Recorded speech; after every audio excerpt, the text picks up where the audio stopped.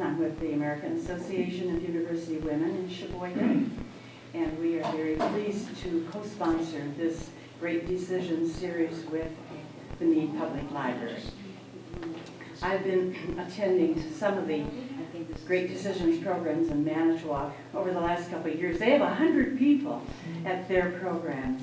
And I thought, oh, wouldn't it be great if I didn't have to drive to Manitowoc? We can do them in Sheboygan. And our library director, Garrett Erickson, was on board right away. So here we are. We are indebted to Jeannie Gartman, Mead librarian, who has been very helpful in putting this program together, and to the Mead Public Library Foundation for funding the programs. There are 8 programs in the Foreign Policy Association series. We are only going to do 4 of them.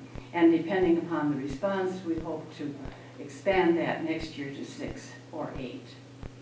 All of our professors for this series of 4 programs are from the University of Wisconsin here in Sheboygan. We will take questions, and after the presentation, we will take our last question at 7:45 because we have to be out of the building at 8 o'clock. There are guidebooks which you can check out at the back of the room before you leave if you'd like. They contain reference information for all of the programs in the series and the 4 that we're not going to do. They're all very timely topics, as you have noticed from the series that we are doing. So it is my pleasure tonight to introduce Dr. Alise Coen, Assistant Professor of Political Science at UW-Sheboygan and UW-Manitowoc. She received her PhD in Political Science and International Relations from the University of Delaware and her BA in International Relations from the Maxwell School of Citizenship and Public Affairs at Syracuse University. Her current research focuses on global governance, refugee policy, and nativist movements in the United States and Europe. And so Dr. Coen is going to talk to us about the future of Europe.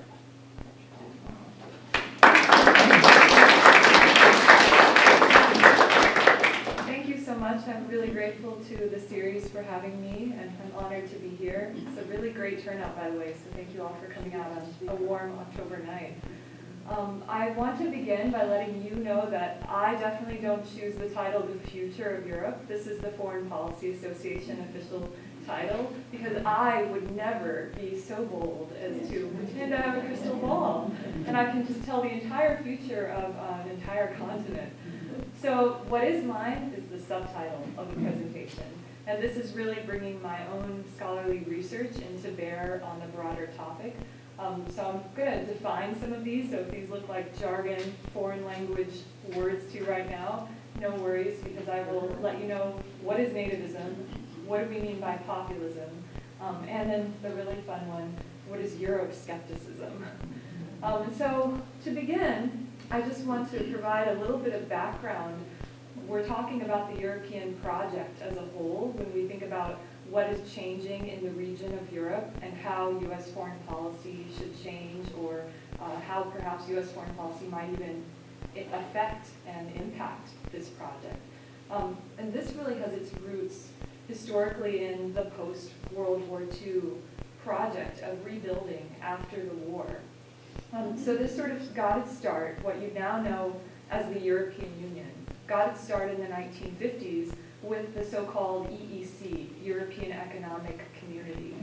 This was originally 6 European countries that were in Western Europe and really focused on trade regarding coal and steel. So it was especially an economic union to begin with. And then we saw it enlarged throughout the 1970s and 1980s.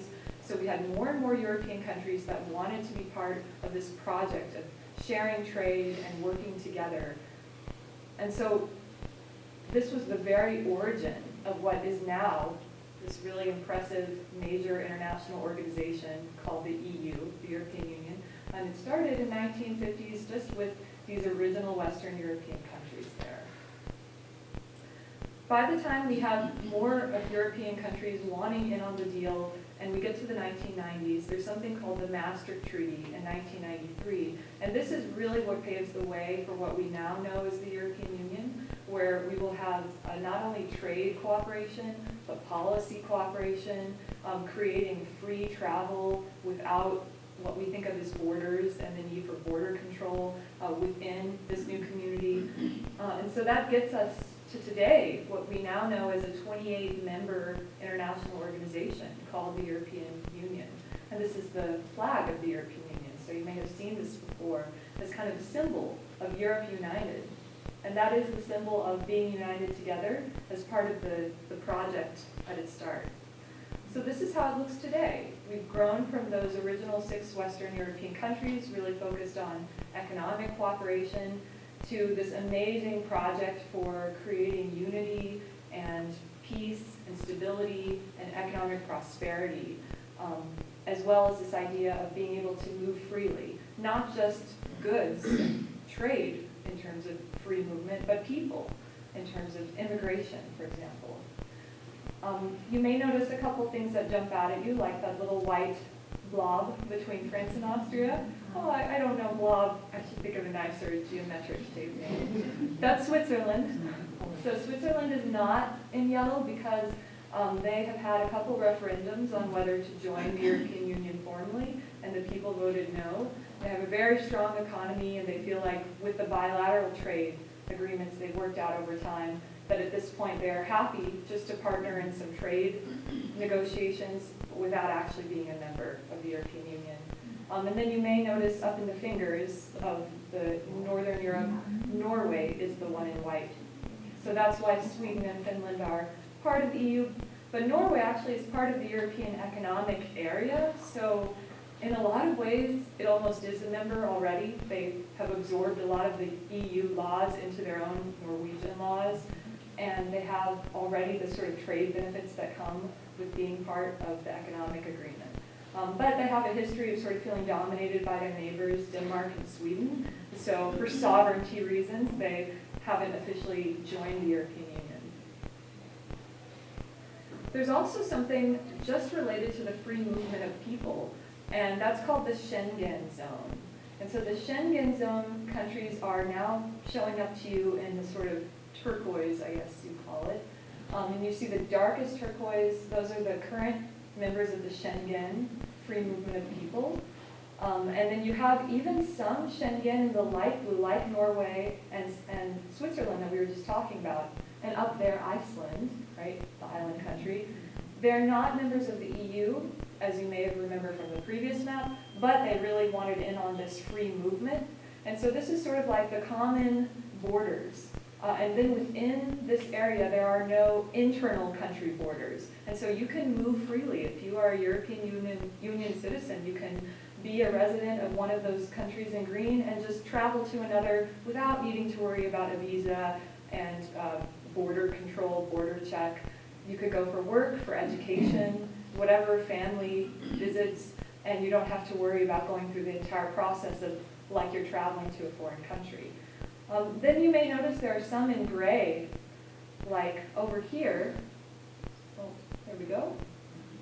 The UK, which has been a member of the European Union, we'll talk about it might be moving out, but even though it has been a member of the European Union, it opted out of the Schengen, so it does have its own border control. And you would need to indeed get a visa and go through the sort of border control process to go to the United Kingdom.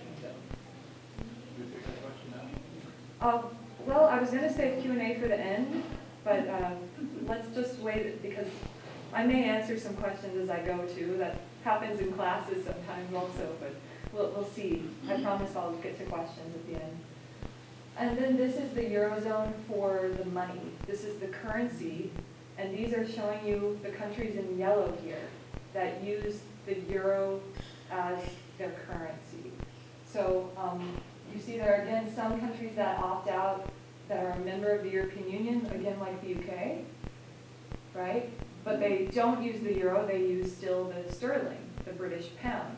So there are some of those that it's not like you have to use the euro, right? For some, the economies, they chose to keep their own currency. They're still in the European Union. They may even be a member of the Schengen free movement of people within those borders, but they can choose, did they want to adopt that as their currency or not.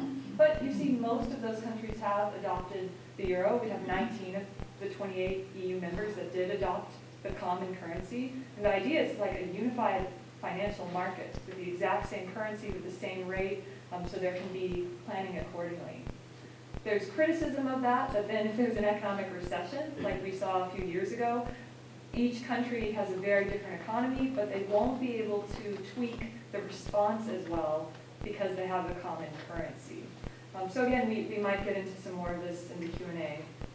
I'm just trying to provide some background in case the EU concept is maybe new to some people in the room. The other big part of this is why. Why even try and have this shared borders with free movement of people and free movement of goods and a shared currency among some members? And we really have to again look to history and understand how dire the situation was after the Second World War. The people really felt that these rival nationalist movements were a source of violence and a source of self-harm. So if there was a way to overcome extreme nationalism, instead of thinking of, we're French and we're German and we're British, if we could all identify as one, like, well, we are those things, but also we're all European, then maybe that would help prevent war in the future. And so that's a really important part of the story, and I think it's easy to take that for granted because we're so far removed historically from the major world wars that it becomes easy to sort of fall back into taking for granted the idea that we don't have arms races between the European Union member countries. We don't have a nuclear proliferation crisis among European Union member countries. And so people that support the European project would say there's a reason for that. There's a reason we can sort of take that for granted because the European Union helped overcome the causes of the sort of nuclear proliferation or causes of invasions and conflicts between nations. There's also a theory that's really prevalent in international relations that a lot of people point to for why those European countries felt like this was in their best interest to join together. And that theory holds that if you can get countries cooperating on things like trade, and they realize it's good for them financially to work together, keep the trade flowing, then you can prevent them from fighting and going to war. So it's this idea that there's like a spillover effect. If countries are working together and cooperating in their economies, they can also better work together and cooperate in their politics. And so that's another idea, that this will foster political cooperation and help prevent war. And then when we think about what it means to identify with the European Union, there's also been a project to sort of build the sense of being European as an identity on top of whatever each individual national identity is.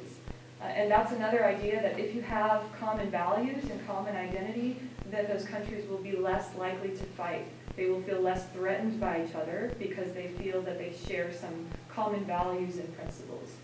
So the European Union has really tried to foster that. They focus on democracy, for example, and human rights as some of the key components.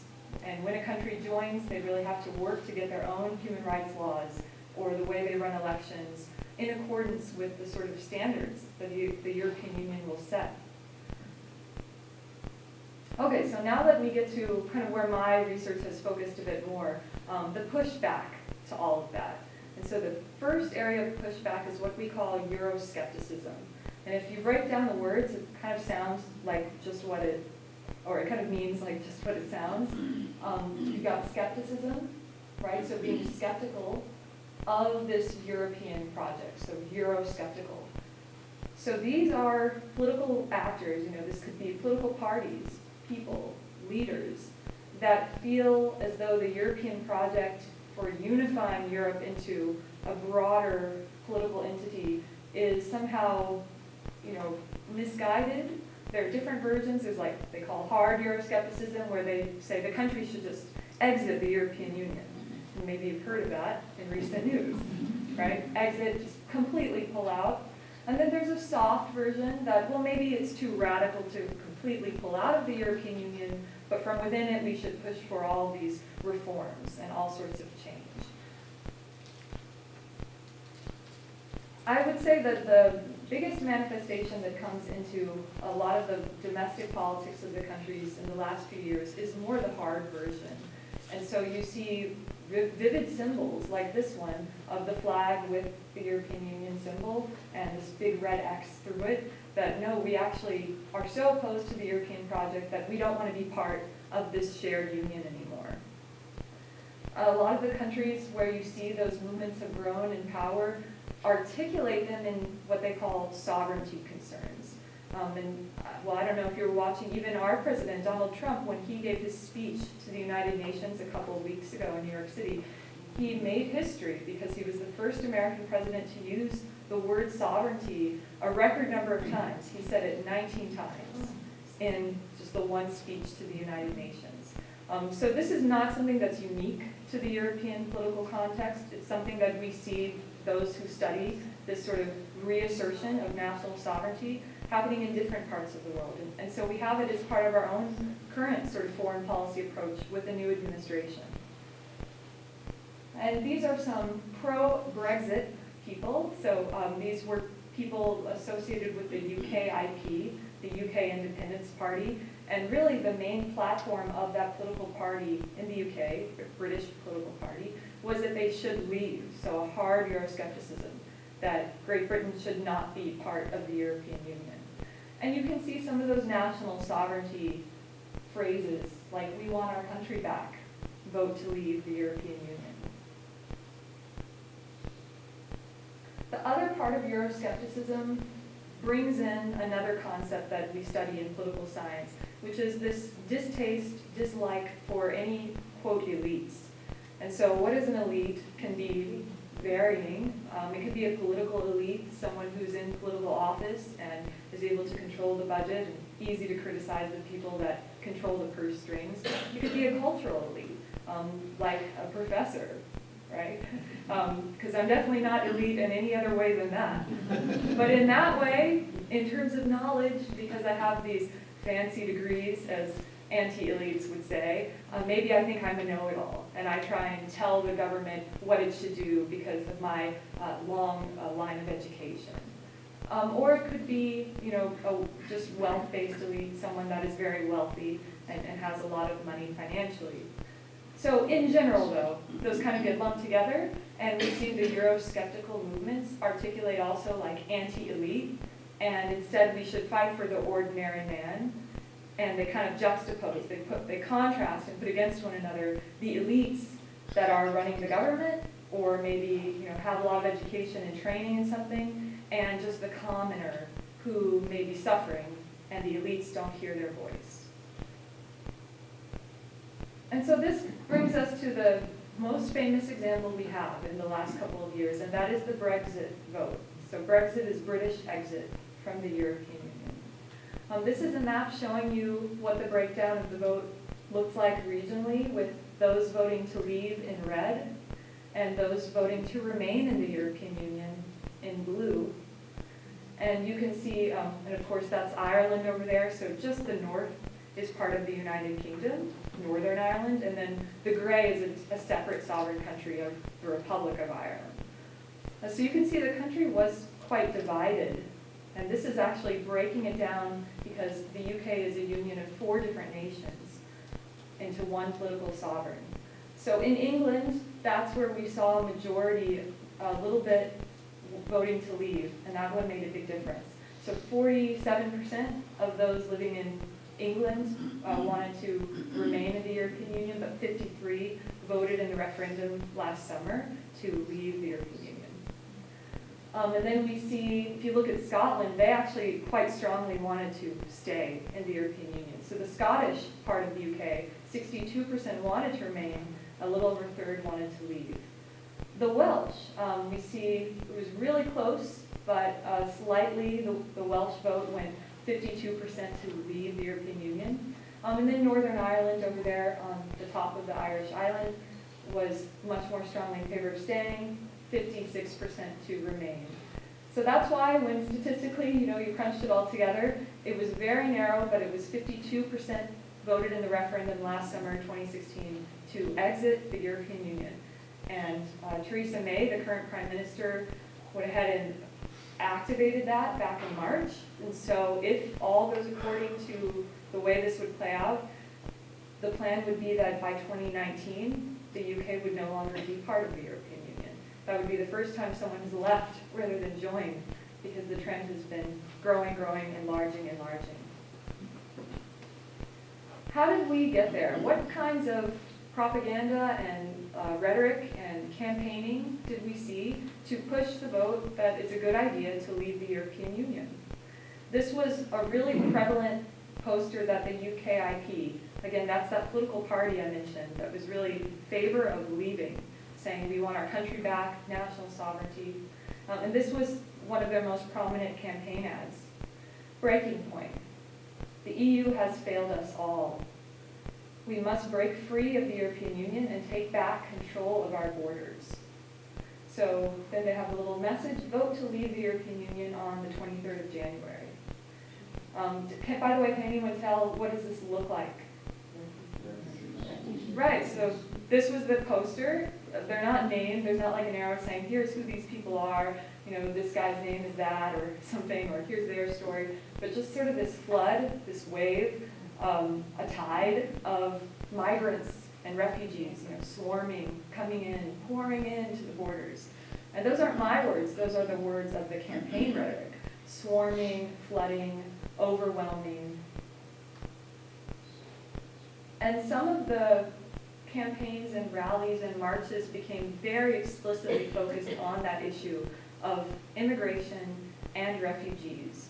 And you can see some of these, they were not only burning the European Union flag, saying we're Eurosceptical, we don't like the European Union project, we want out, but then also specifically saying the refugees are not welcome here. And we don't want to be part of something that might pressure us to take in refugees as a part of an EU refugee sharing arrangement. And so that was actually a very prominent sentiment for why a lot of the people that supported UKIP said that they supported that party. Was they just felt so strongly about immigration and not wanting to take in the refugees from the crisis. This one's a really fun one, and I can go back to it during Q&A if people want to look a little more, but really it's just showing you some nice data on how education and location really matter. And here we can see the London area people are the pink bubbles. Those are the voters from London. And then they're also showing you the blue are the Scottish voters, and then the green, other parts of the country. But if you look at the axis on the bottom there, horizontally, it's showing you the percentage of people with a college degree. And so as you move right on this, it's showing having more education. And as you move left, having less education. And then what we have with the y-axis is how many people were voting to leave. And as you move up, those are people voting to leave. And as you move down, those are people voting not to leave, but they wanted to remain. And so what we ended up finding with this one, like a lot of other similar movements that are Eurosceptical, is education is negatively, or was negatively correlated with wanting to leave the European Union. So that means, people that had more college education, had more years of education, were less likely to want to leave the Union.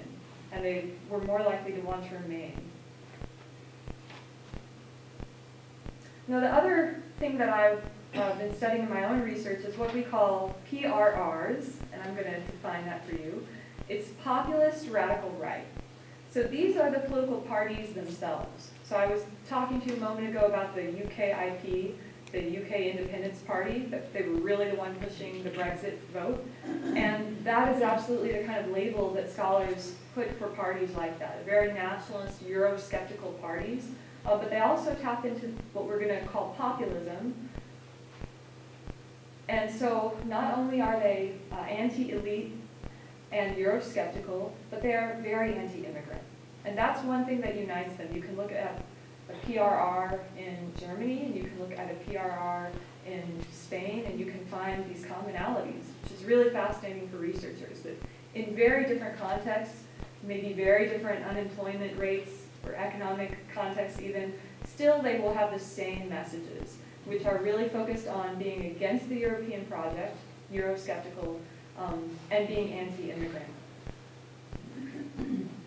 And so what's fascinating for me, because I really look at this a lot in my own research, is how the anti-immigrant, especially today, gets conflated with an anti-Muslim sentiment. Because a lot of the refugees from the refugee crisis are coming from Muslim-majority countries. That ends up linking together being a foreigner, being an immigrant or a refugee, and maybe then being this religion that is viewed as threatening. So this is one of the ads that was used in Denmark, and I'm going to just tell you the exact meaning here. Okay. So this one is saying, oh, here we go. Is this your Denmark? Dit Danmark.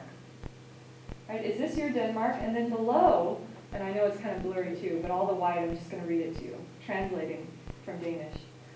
A multi-ethnic society with mass rapes, crude violence, insecurity, suppression of women, and forced marriages.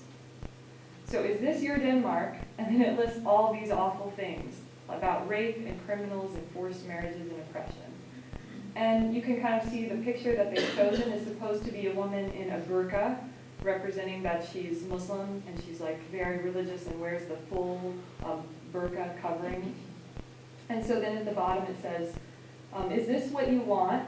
That's in the yellow. Do something. Be a member of the Danish People Parties, the Youth for a New Future. So the Danish People Party is like the UKIP. It's one of those populist radical right parties in Europe that really focuses on we need to leave the European Union, or they're Eurosceptic, and very anti-immigrant. And that's where they found the most success, is by articulating an anti-foreigner lens. This one is taking us to France, so we're going from the Danish context into France. And maybe some people were even following the French election. I don't know if people noticed that for the first time they actually had someone from a PRR, a populist radical right party, Marine Le Pen, who came very close to winning the presidency of France. She ended up losing to Macron, but it's the first time that France had, as a major presidential contender, and second place, someone from a populist radical right party. And so this was one of her rallies a year ago, and it says no to Brussels, and it has the European Union flag, and because the EU is seated in Brussels, Belgium, that's where that no to Brussels comes in. So saying no to the European Union, and then yes to France. So reassertion of French sovereignty, right? French sovereignty first, not this international cooperative organization. And they really use the symbol of Joan of Arc to try and also have this power of like, Marine Le Pen is like the Joan of Arc of today, and she's going to fight for us and fight for Western civilization and Christianity instead of Islam. And so a vote for her will be like returning who we are in our heritage. And then this one is taking us to another Danish people. And I like this because of the visual. It just says, ask the people right there. Referendum on the European Union now. So it's like they didn't have a referendum, but they were calling for almost a Brexit, but in the Danish context. And I like the visual because it's the hand with the EU flag on it, and it's strangling the Danish flag. So you really, it's not subtle. It's like the European Union is killing us. It is choking us and suffocating us. So we should have our own referendum here to exit and leave for Denmark, for the Danish people to leave the European Union. So I talked before on my first slide about nativism. And there are lots of definitions that kind of relate to it. And so this is one that I'm using to help you understand this concept. The basic idea with nativist movements and philosophies is that the country's people should be the native group, like they are the native inhabitants of that country. So what this often looks like is really intense opposition to foreigners, like immigrants, or what's really interesting to me, even internal minorities. Like we have a lot of nativism in this country that's not only anti-immigrant, but geared at American Indian, Native Americans, or at African Americans. Right? So it can be any internal minority. They don't have to be an immigrant. But in some way they're viewed as foreign, and they're viewed as a threat to the way of life of that culture and of that country. So that's the key to remember with nativism, is they are viewing some group as a cultural threat. In our context, it would be if we said this group is un-American and they're threatening the American way of life. But in the British context, it would be they're threatening who we are as English people and our English customs. So I have another one for you here that I'm going to translate. So this is showing us an FPO, another populist radical right party, but this one is in Austria. And this is an ad from 2006. Is this our future? Austria says no. Austria will remain free. And then at the bottom it says, sign up and sign our petition. And so what strikes you here? What is the message here? Anyone notice what the message might be? The woman is wearing one of those burqa type things, right? Which if you don't really know about Islam, then it doesn't matter. You get the message, even though that's not correct. It's like, oh, right, she's supposed to be Muslim. And she's wearing a flag in the United States. That's it. The European Union flag is her burqa.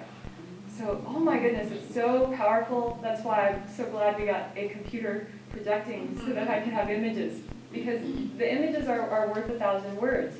It's not only the question of if we allow all these foreigners in, or even maybe they're our own natural Austrian-born citizens, but they are Muslims, which is like a foreign religion to us. Yeah, she has blue eyes, and so probably this is an actress, this is someone or a model, and then they said, oh, we're going to put you in this thing and pose for the camera, and then this will be the Freedom Party of Austria, which is their populist radical right party. And I keep mentioning populist party and populism, and so this is what we refer to as the anti-elite kind of sentiment. So the idea of populism, this philosophy, or I should say ideology really, it's that the people, just the ordinary common people, are betrayed by, again, that can be a political elite, someone in government, an economic elite, the very wealthy, or a cultural elite, someone with a lot of knowledge or intellectuals, something like that. And so the populist radical right movements, they combine the two. They do the anti-foreigner, we have this internal group or this immigrant group that's really a threat to our way of life. And then we have these elites that work for the European Union that are not recognizing what a threat this is, and are actually aiding the enemy to take over our society. So here's one that the UKIP ran in support of Brexit. This is one of their campaign ads. On the left is the common person, you, right? You're the commoner, you're the audience. Your daily grind, sitting on a bus, working hard, long hours, it's not fun, funds his celebrity lifestyle. And that's supposed to be a European Union official, so it's got the little EU flag above, funds his celebrity lifestyle. It's very small.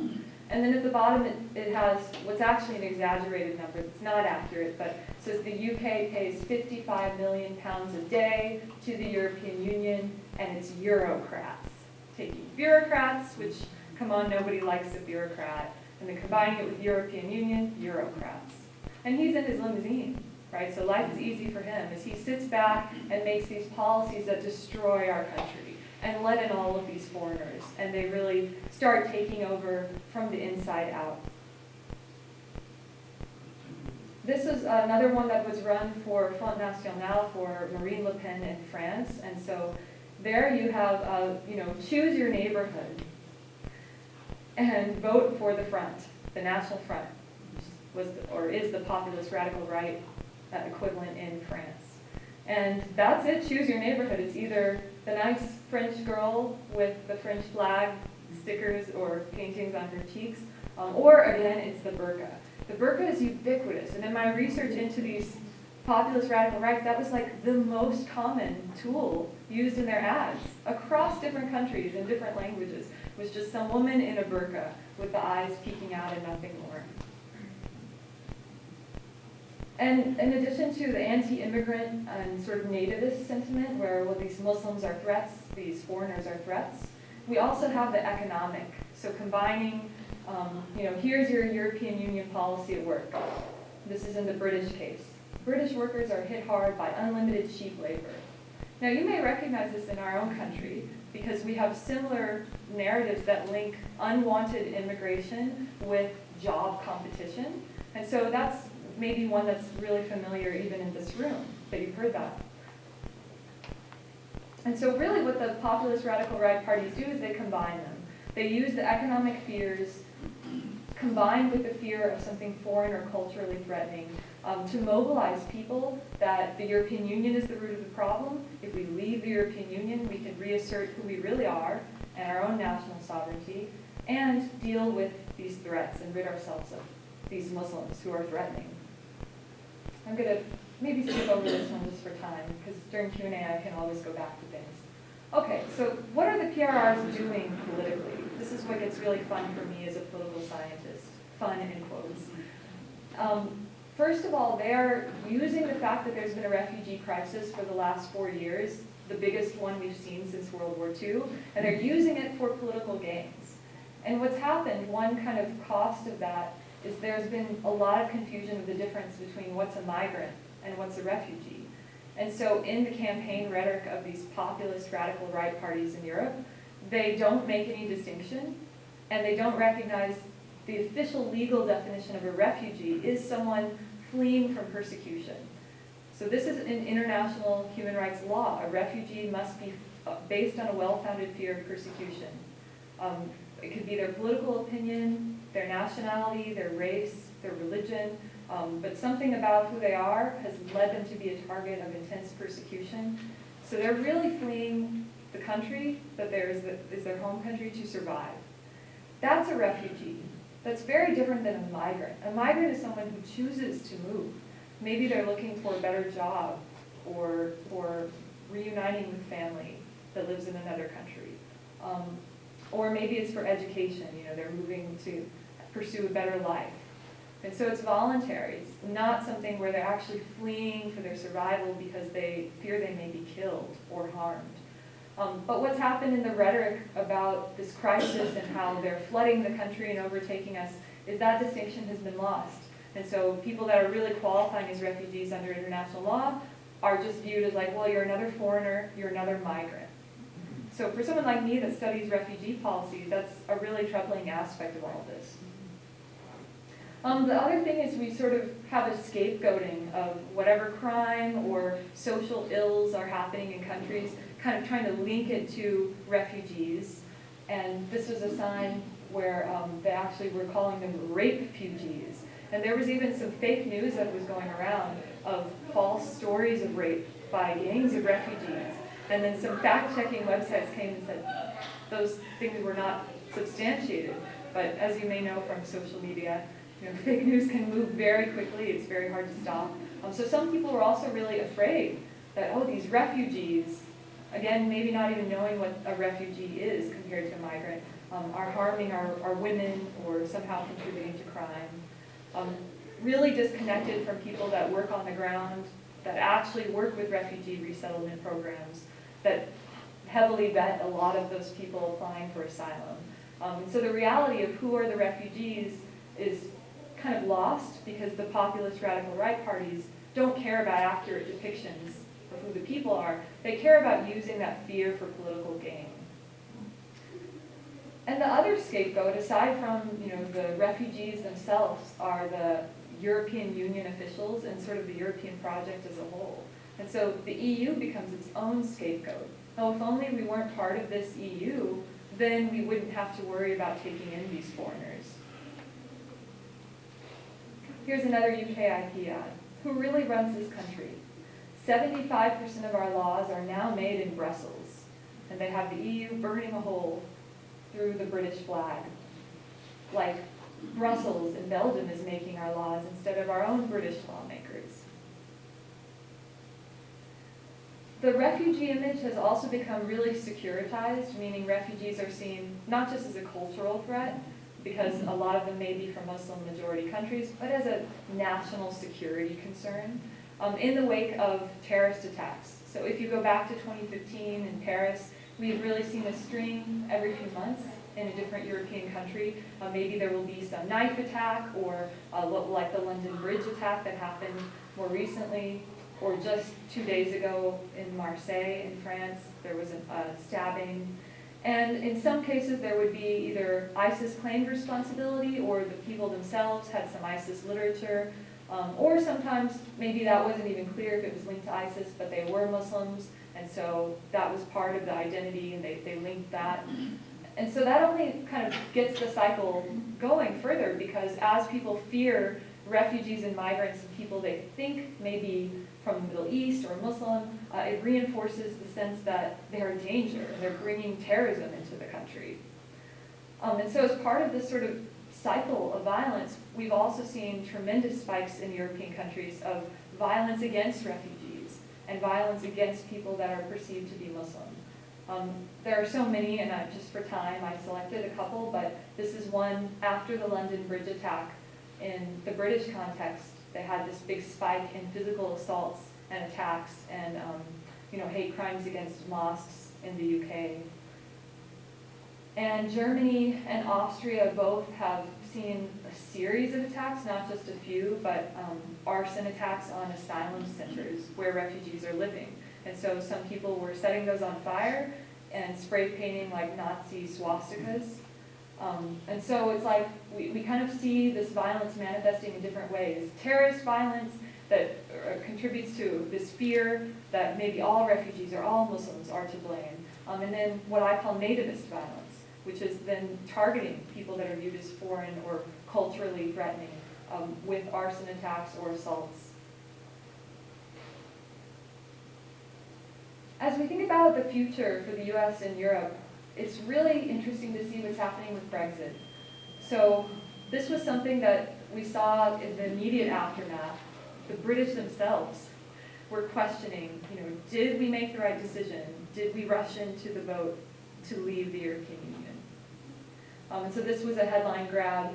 More than 1 million people just a couple weeks later wanted to change their vote when they were interviewed, when they did a nationwide survey, from leave to remain. This was maybe after they saw the effects in the media coverage and talked to people. This one to me is maybe the most disturbing. And these are the Google results the day after the Brexit vote. This is what people in Britain were searching on their computers the day after they voted. Number one, what does it mean to leave the European Union? Number two, what is the European Union that I just maybe voted to exit from? Which countries are in the European Union? Oh, I'm supposed to go to college in another country, a year from now. Oh, wait, that is impacted by we're in the European Union or not? Can I go there for less tuition and for free travel? What will happen now that we've left? And how many countries? So the Google results were suggesting that a lot of people also just didn't know basic things about what they were voting on, which again, maybe you can relate to in our own democracy. That's kind of can be a universal problem. And then we also have some interesting discussion about what does this mean for the new US administration, and that's Trump meeting with Theresa May, because the bilateral trade agreement we would have to work out with just the British economy, right? Instead of the European Union as a whole that we've had in our transatlantic partnership. And so there are some economists saying if we just have the US-UK, there might even be some labor shortages in that trade agreement once they leave the European Union. So kind of the future of US-UK trade is also a big question mark right now. One thing's for sure, regardless of Brexit, the European Union is not doing a good job regarding the refugee crisis. And we call that burden sharing or responsibility sharing of taking in these people fleeing very desperate circumstances. And this is just to give you a sense of where are those refugees really being hosted. And despite all the populist radical right campaign ads and rhetoric, the majority of them overwhelmingly are hosted in the Middle East by Middle Eastern countries, not by Europe, definitely not by the United States. And so these are the top 10 host countries in our current refugee crisis. And so you can see a lot of them, like Turkey, has over 2 million. They have the largest number of refugees that they're hosting, especially from the Syrian crisis.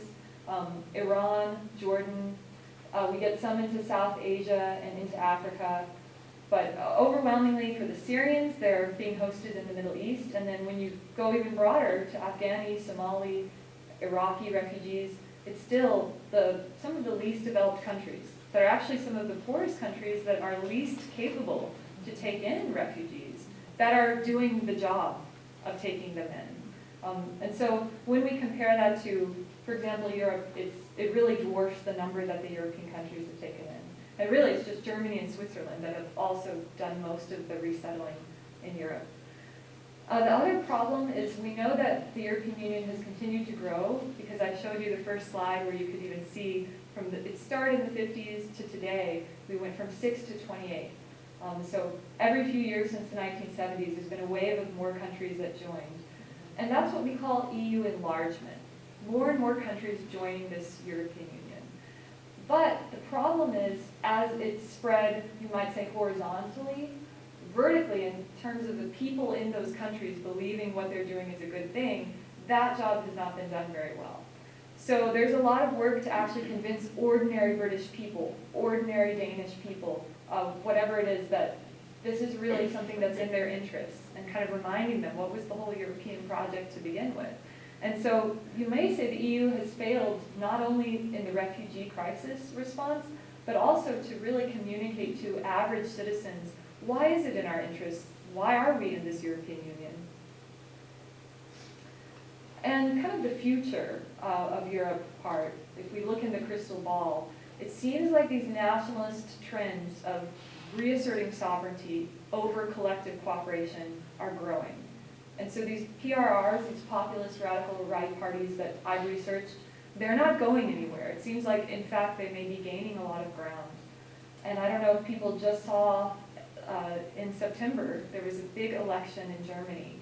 And for the first time since World War II in that country, they had a radical right party gain seats in the Bundestag. So that's really big because of Germany's history and, you know, even like aspects of Nazi imagery that they have criminalized, you know, and the fact that they now have members of this, it's called the AfD, Alternative for Germany is the translation. That's just to kind of show you the election results. The two main parties in black and red have for a long time been the dominant parties, but then you can see in blue, the AfD is now like the third most major party in Germany's political system. And that's a populist radical right party. So that is really something.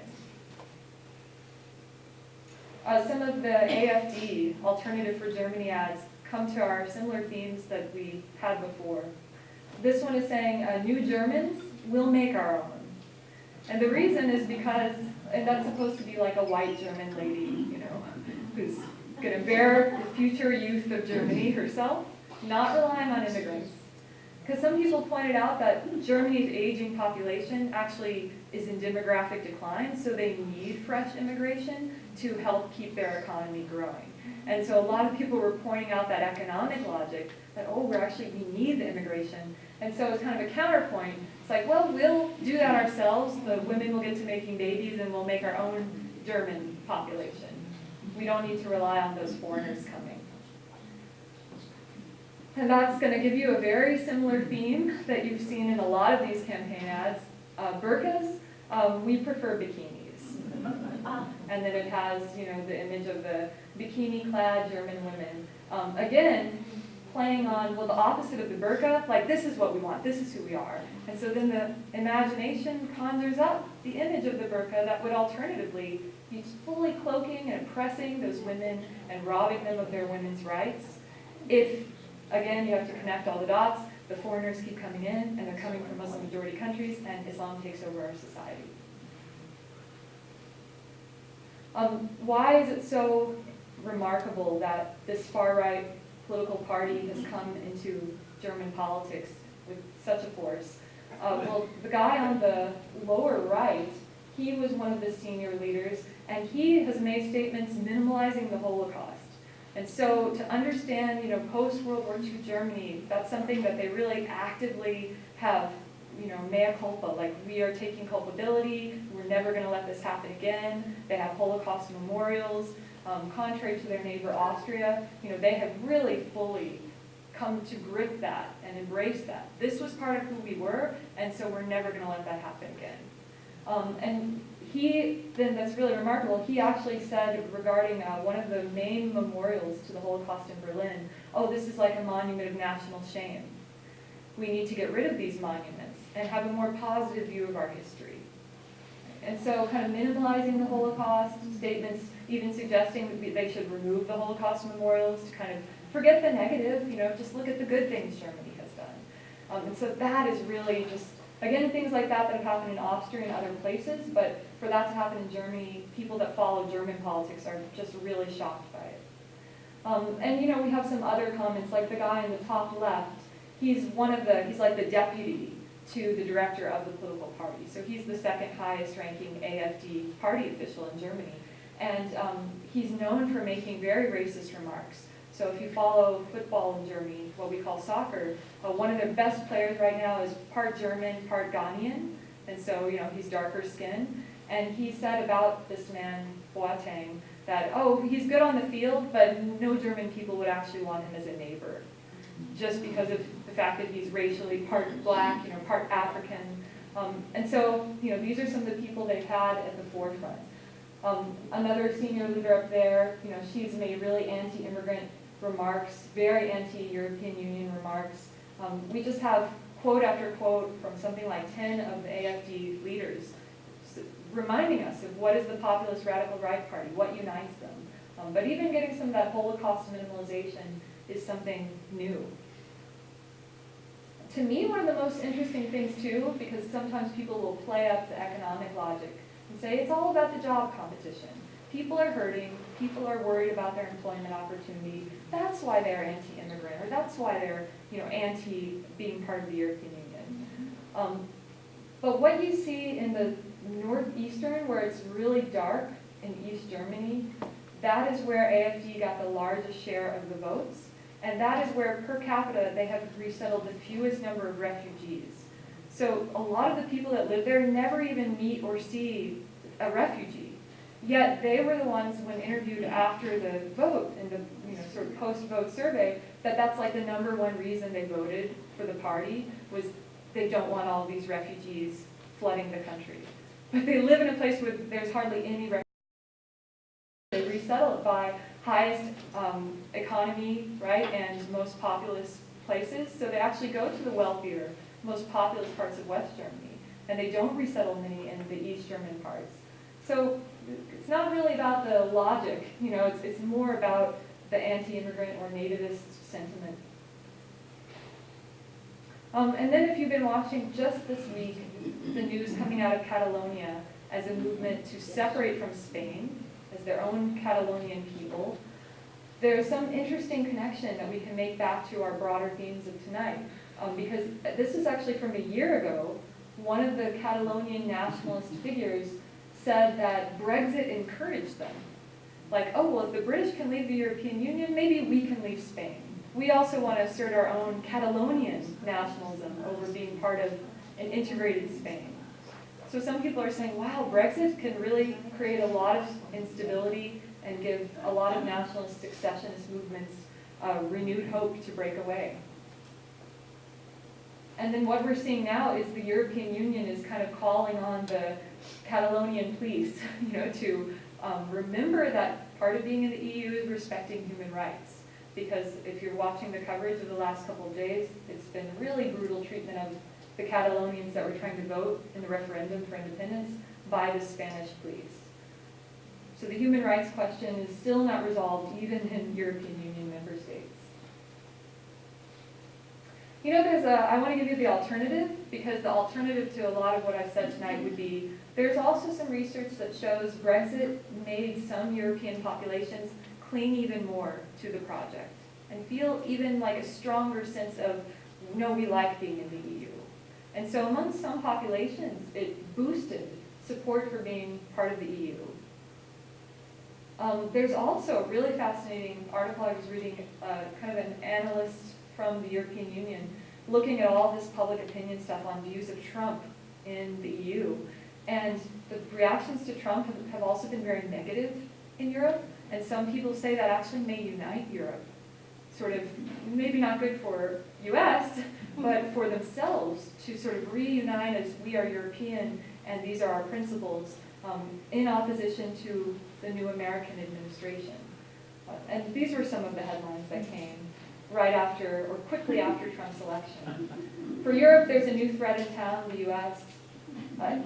EU's president, the president of the European Union, Tusk, calls on Europe to rally against the Trump threat. Specifically, he wrote a letter to all leaders of European Union countries saying our top 3 threats are terrorism, Russia trying to take over and meddle in us, and the Trump presidency.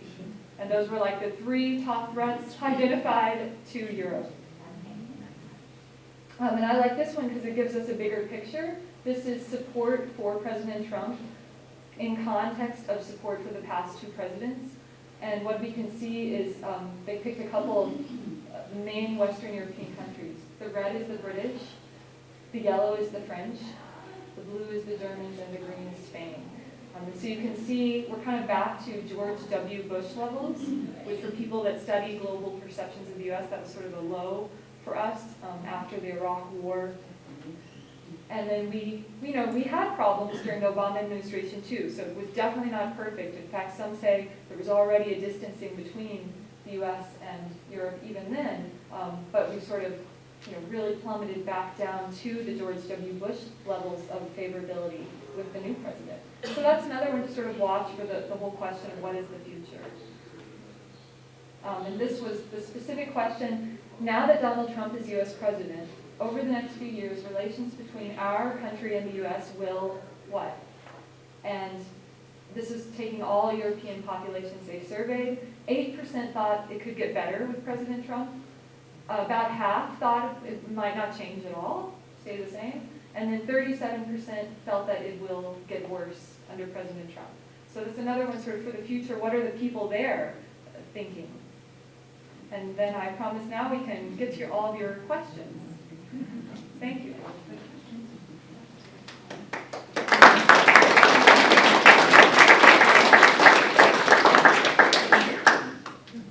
I have a brief comment before my question. There was a French poster showing a woman in a burqa against a woman outline. But the French have, I believe, prohibited burqas in schools, have they not? Yeah. I'm sure they have. Anyway, my question at the beginning, I was very surprised to see that Ireland was not in the Schengen zone because we just happened to be in Cork on St. Patrick's Day a few years ago. It was a big parade. And there were an overwhelming number of foreigners in that parade. So they clearly welcome foreigners, even large numbers of Africans. What do you say about that? Yeah, thank you. So his question is about Ireland, and you're right that Ireland has been, in terms of its even who can be a citizen, one of the most liberal of the European countries. They have reduced restrictions so that even like being born in Ireland, you could potentially be an Irish citizen just by that alone, not blood. So a lot of the European countries have blood-based citizenship. So yes, they're very liberal in that sense of accepting immigrants, but they wanted to have their own control over that process. And so that's why those countries that are in gray, even though they're European Union, they still want to have more of their own policy making. Now they cannot deny any European Union citizen. So, even the UK, right, it gets to make its own policies in many regards, but they can't block or ban other European Union citizens. And so that's something to keep in mind, that part of the arrangement and part of why, UK, the vote to leave being pushed as anti-immigrant is that, they don't want to have to take any European Union citizen, because maybe someone who's really of Tunisian origin, but they're born in Belgium, and so they are an EU citizen, could then come here and, work and go to school and live in our society. And, well, we don't even want the EU citizens that may be second generation or third generation if they're maybe non-white, or if they're of Middle Eastern origin, or especially if they're practicing Islam. This is a very quick and simple question, and maybe it's a trick of the math, But it looks like there's a small portion of Finland that is not part of this, the Schengen area. Is that accurate, or is that just a trick of the map? Yeah, I don't know, actually. I've never noticed that in the map. I would be sure that it's accurate, but I almost wonder if it's because there's like part of Finland that's something extraterritorial, because I don't think the map would be wrong. But yeah, I don't know. I haven't looked at Finland recently. Excuse me, there's another area like that too in southwest Lithuania and northern Poland. That's actually part of That's Russia. Russia, it's part of Russia. Is that what it is? 'Cause Yeah, it that doesn't little look like it's territory north of connected. Poland is Okay. part of Russia. Yeah. Yeah, sorry, I haven't looked at that one in a while, so. Let me bring you the mic so we can all hear the question. Anybody else have a question? Oh, come on.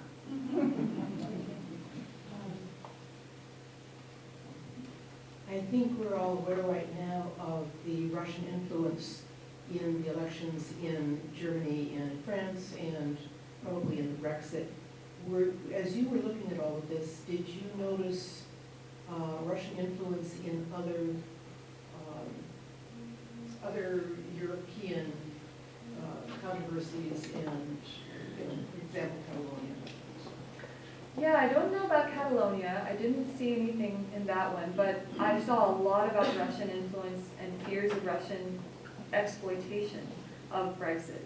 And I also came across something that, well, you know how currently we're investigating Russian influence in the US election, that some were saying a similar bot used on Facebook that's a Russian bot or Russian, some kind of Russian hacking device was used to support populist radical right rise in Germany. So there was a story about it. I didn't have a chance to really look in depth, but this idea that the Russians are actively trying to exploit divisions in Europe, absolutely. And scholars that study the region say that is the biggest concern over something like Brexit, or if there's a growing rift between the US and between Europe, is that Russia's all over that, and they are waiting to pounce, and that would be great for Russia to have a rift between the US and Europe, because Russia, does have the designs to sort of regain a foothold and be a great power in the region.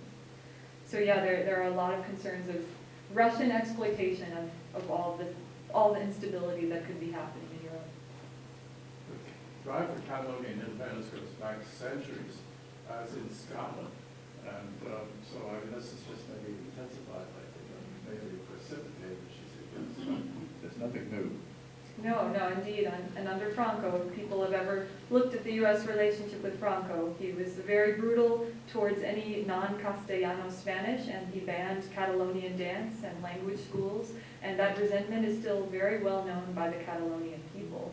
So right, it's not that Brexit causes movement for sovereignty and breaking away, succession, but perhaps that it can give renewed hope to some movements. Like, oh, now we're going to think about how this could apply to us, take advantage of the moment, and maybe we'll break away as well, but from our own country. More question? Question, we need a question. So have about 10 minutes.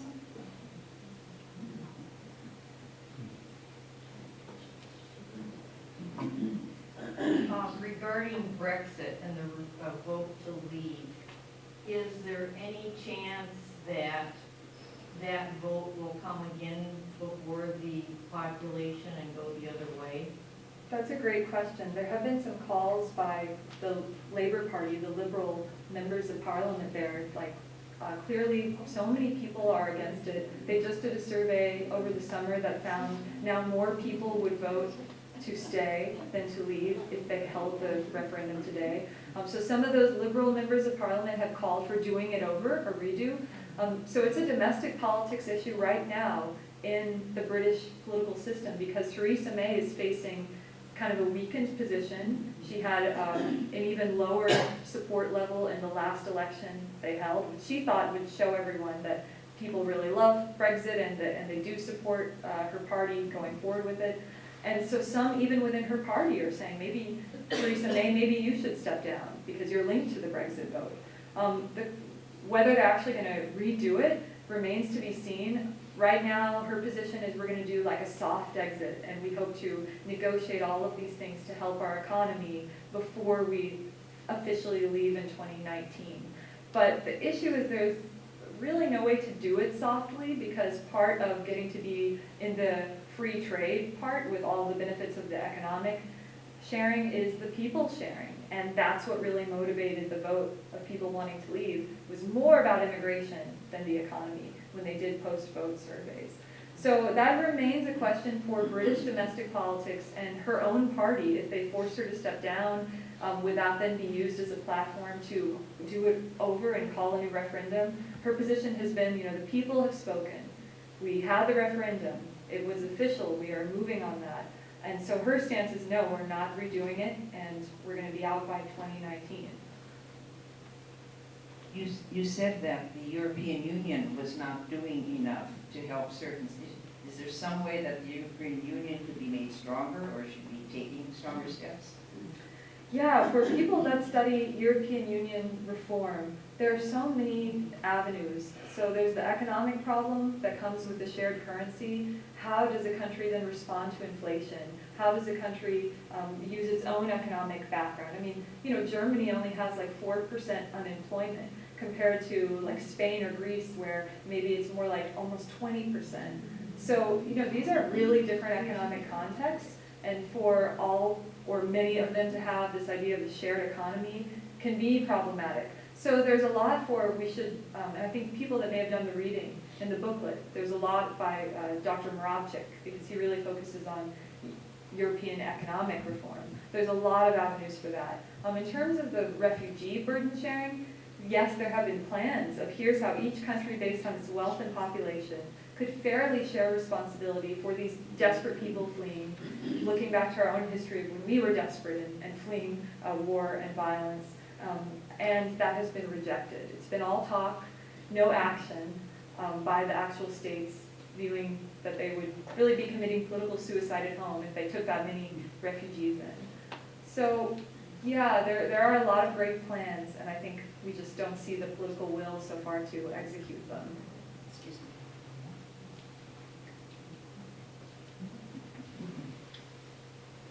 Thank you for coming. What is your take on Angela Merkel? What type of a force do you feel she is for holding the EU together?